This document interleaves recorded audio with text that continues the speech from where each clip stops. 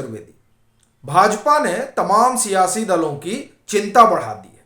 हालांकि ये ED, CBI या इनकम टैक्स से जुड़ी हुई बात नहीं है, क्योंकि जब बात भाजपा की हो और फिर उसमें यह भी जुड़ जाए कि उसने राजनीतिक दलों की चिंता बढ़ा दी है, तो फिर यह भी बात आने लगती कि अच्छा लग रहा है ईडी को भेज दिए क्या, अच्छा नहीं सीबीआई को भेज दिए, अच्छा इनकम टैक्स ही दौड़ा दिए।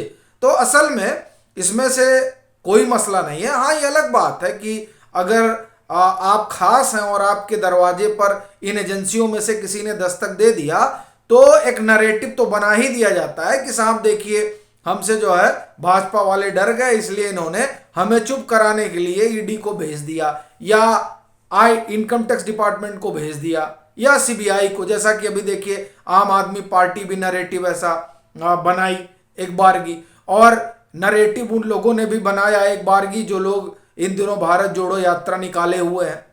तो उन्होंने भी एक समय में कहा था कि साहब हम बोलते हैं इसलिए ये लोग डर गए हमसे, इसलिए हमारे यहाँ ईडी वगैरह भेज दे रहे हैं, हमको बुला के पूछताछ कर रहे हैं। हालांकि ये तो कोई नहीं बताता है कि साहब ये जो पैसे आ रहे हैं 5 लाख की कंपनियां 5,000 करोड़ की कंपनी का टेक ओवर कर लेती हैं, तो ये हुनर जो है ये कैसे आ जाता है, इस पर तो चर्चा नहीं होती। लेकिन अभी अपना मसला जो है ये एजेंसियों का जो रेला है और उसके ऊपर जो आरोप प्रत्यारोप चलते हैं उसका नहीं।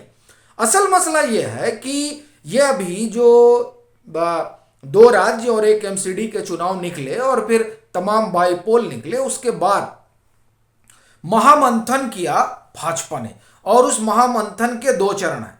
एक चरण 21-22 दिसंबर को हो चुका और दूसरा चरण जो है वो 28 दिसंबर को होगा। उस महामंथन से जो कुछ निकल एक तो हो चुका, दूसरे से क्या निकलेगा वो भी तकरीबन साफ है। उससे जो चीजें निकल कर आ रही हैं उसने उन तमाम राजनीतिक लोगों की समस्या बढ़ा दी है जो लोग ये मानकर चल रहे थे कि साहब हम गठबंधन कर लेंगे और उसके जरिए जो है 2024 में पटखनी दे देंगे। पर भाजपा तो अगर उस चुनाव उसको 2024 में लड़ना है तो तैयारी वो 2019 में ही पहला चरण शुरू कर देते हैं। सो अब 2022 खत्म होने जा रहा है और इस खत्म होने से पहले ही उन सीटों की योजना बन गई है जहां भाजपा पूरा दम लगाने जा रही है। दरअसल हुआ क्या है कि ये जो बिहार में एक नई व्यवस्था बनी, उस व्यवस्था को लेकर फिर पश्चिम बंगाल में जो स्थितियां और परिस्थितियां हैं उसे देखते हुए, कश्मीर में 370 हटने के बाद जिस तरह की राजनीतिक परिस्थिति बनी है उसके लिहाज से, और झारखंड, ये आप अगर इन सब को मिला लें तो पश्चिम बंगाल में 40 आप ले लीजिए, बिहार में 14 आप ले लीजिए, झारखंड में, और फिर आप चले जाइए जम्मू कश्मीर और तकरीबन 14 सीटें होती हैं पंजाब से। इन तमाम इलाकों को की लोकसभा सीटों को एक साथ क्लब कर लीजिए। ये वो जगह है जो भाजपा की कमजोर नब्ज है।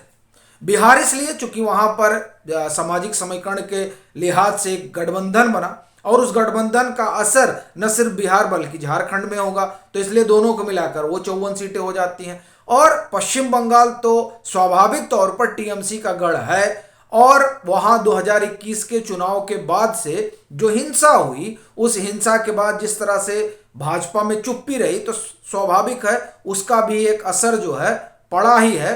तो उसकी वजह से अभी अभी सवाल है कि क्या 19 सीटें जो भाजपा ने 2014 में जीती थी, और माफ करिए 19 में जीती थी, वो क्या 2024 में रिटेन कर ली जाएंगी? तो एक वह भी समस्या। फिर पंजाब, अब तो वहां कुछ भी नहीं है अगर देखा जाए भाजपा के लिहाज से।